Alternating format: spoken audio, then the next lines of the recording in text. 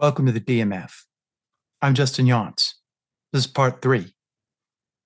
You talk about finding that. How should actors go about finding people that are in that realm where they want to be? Because what I see is, you have actors can actually have one-on-one, you have a lot of groups, but sometimes I feel like it's the same level of actors, meaning the same Yeah, level of actors, and they just all kind of, not always, but a lot of them will just gripe about the business, but I should have been yeah. here, but I should have, and it's like Or that's the they worst complain thing to about, do. or while they're waiting, I think the most hilarious example of that is people will be complaining about the guests that they're in a waiting room waiting for, which Yeah, is something I can't understand. And also, the reason why you should never complain is you never know who's going to hear you. exactly. One of my clients told me that they were in a waiting room for well, no, SVU. They were waiting for the producer sessions before, COVID, before the Yeah. pandemic. And these other two actresses that I guess were auditioning for the same role were going back and forth complaining how much they didn't like SVU.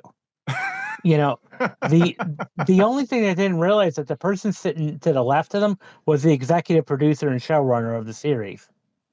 So, and then when they turned Oh. around, they introduced him, said, "Hi, are you an actor?"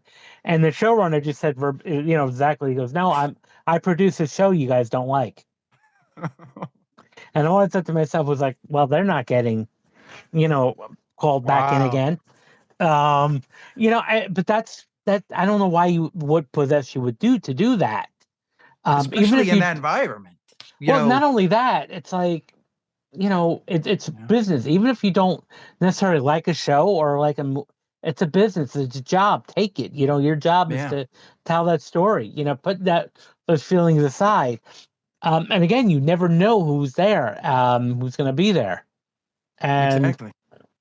I mean, here's if they had had the opposite of that and had came in with a good attitude and stuff, maybe that guy say, I don't think you're right for this part or something, but let's see what we can maybe, you never yeah, know, or I'm going to be call. I'm going to make sure they're going to be on the list to keep calling back in Yeah. over and over again. And that's success. Now, going back to what you said before, I think there's other ways. Yeah, Actors Connection one-on-one can tend to, while they're valuable, Yeah. places to go, and I recommend my clients to do those, workshops with casting directors. But the only thing that, again, is the complaining all the time. That can happen, and that's not going to help. That's all it's going Yeah. to do is make you more depressed and even self-sabotage. By the time you get to that room, you're already in a Yeah. deflated mindset. So your auditions may even be suffering, or whatever scene you're presenting, the quality is going to be go a little bit downhill. Yeah. What I would suggest doing: get involved in theater groups, get involved in uh, playwright groups, play reading groups, script reading groups, Mhm. film festivals. You know, Yeah. um, get involved with those types of things. Yeah. And then this way you meet all different types of people. Yeah. That's a good way for actors to meet people is through going to film festivals, going to things like that, and getting involved, like you said. Getting back to your book, you put it down into like 4 parts.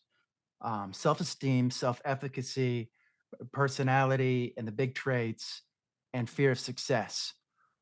Is there is there a way, a reason why you wanted to go in that realm? Is that Well, that was, like I said, that was based on my doctoral dissertation, mm, because I measured 4 things against self-defeating behavior, and that was self-esteem, self-efficacy, personality, which is like the big 5-factor model personality, and fear of success. yeah. So that's why I kind of went in that order of the book. Okay. Okay. One of the things that I really like was the 5 models, the 5 model, the openness, Hmm. conscientiousness, extroversion, agreeableness, and neuroticism. I found, you know, look at like I know I knew those words, but by looking into them, I didn't know exactly what they necessarily all meant.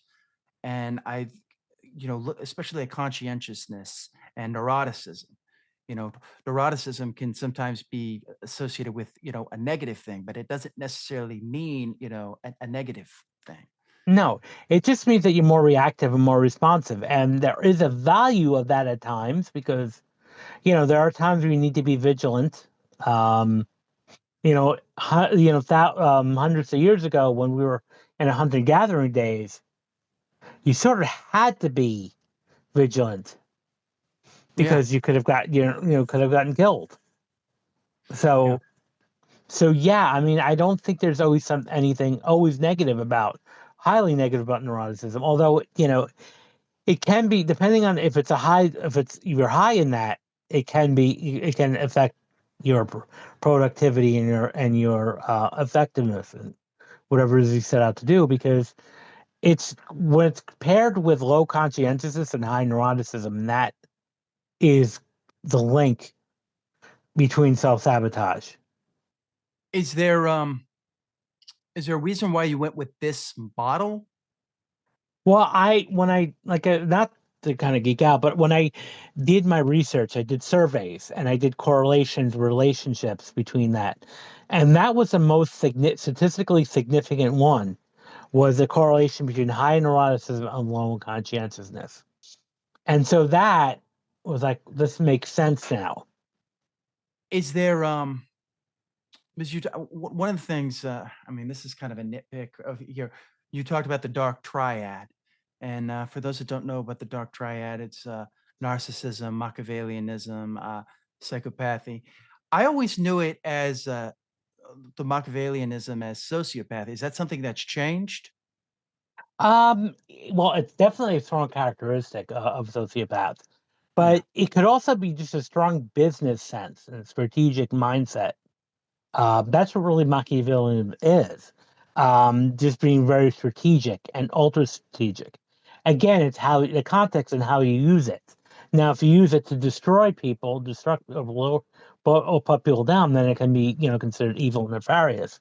But if you use that strategic way to Yeah. overcome things, that can be a good trait to have. You know. Yeah. Absolutely.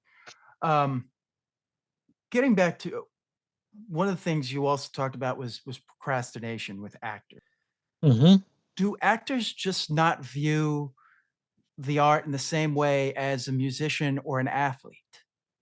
Uh, Possibly. I'm not. I'm not entirely sure, but I do know that usually with I know with acting, like I said, there's a lot of emotional layers. With athletes, you're just performing, a game, playing a Mhm. sport, and that's it. Where it was an actor, you're portraying different characters, and you're pouring your heart and soul. A lot of times, being extra vulnerable. So that's gonna, after time, gonna take its toll on Yeah, anyone. but like a musician, an artist, all of them seem to understand that, you really kinda gotta practice every day, and it seems to it's very rare when I see an actor who I ask is like, "What is your, daily, path? What do you do?" Like for me, it's, doing consonants, tongue twisters, memorizing something. I think Yeah, memorization is one of the most important things an actor can learn because you don't know how much time you're going to have with the material. of course, and not only that, but just learning dialect. You can spend time learning dialects, because even when we were going through COVID and during the strike, there was a lot of downtime. Yeah. So I was always like kind of on top of my clients. Okay, this may be a time where you can start really practicing. Um, with new scenes and go in front of a mirror or even tape yourself on your phone. You don't have to share with anybody, but just practice, keep practicing because if you don't use anything you don't use, you're going to lose, and that happens whether it's physical or mentally. If you don't use it, you're going to lose it, Yeah. and so that's where I think, okay, practice every day. I mean, Michael Jordan, 5,000 a day would oftentimes shoot hoops for 7 days a week, even the days he was off season. Yeah. He made sure every day he did 5,000 shot 5,000 hoops because he didn't want to lose it, his Yeah. notoriety. Did you find a lot of your clients were receptive to that or was it the opposite? Or was it a mix? Almost, I would say it's a mix. Hmm. Um, part of one of another trait I talk about is agreeableness, which is, you have to be coachable if you're going to be working actor, which not only just means from an acting coach perspective, but even from a director standpoint. Because whether you're working on stage or film or TV, the director's vision Yeah. is, takes precedence. So I think sometimes some actors aren't open to that. Do you think that that's something you've seen increase with time, or is that decrease, or is it just stayed the same? I think it maybe decreased a little bit. Okay. But sometimes I would meet actors and they would tell me, because I'd be like, "Where are you training at?" And then the response is, "Well, I don't need any training. I had all the training I need." And I'm like, in my head, like that's not possible Yeah. because I think they might have thought that I meant that was as like, oh, you're not skilled enough that you need training. But my point is that every actor, no matter how skilled you are, needs to be constantly in class or working with coaches, because that skill set has to be sharp. And that's what I said. Even during a pandemic, even under a strike, this is no excuse now to sit back. We have Uh, Zoom. We have this, we have Zoom. We have get on Zoom with each other, read scenes, Yeah. self tape, get feedback to each other, and then just keep doing it and doing it and doing it because, you know, regardless of any closure or any slowdown, there's always going to be a returning point, and you need to be ready for that turning point when things come back. Please like, share, and subscribe. Thank you.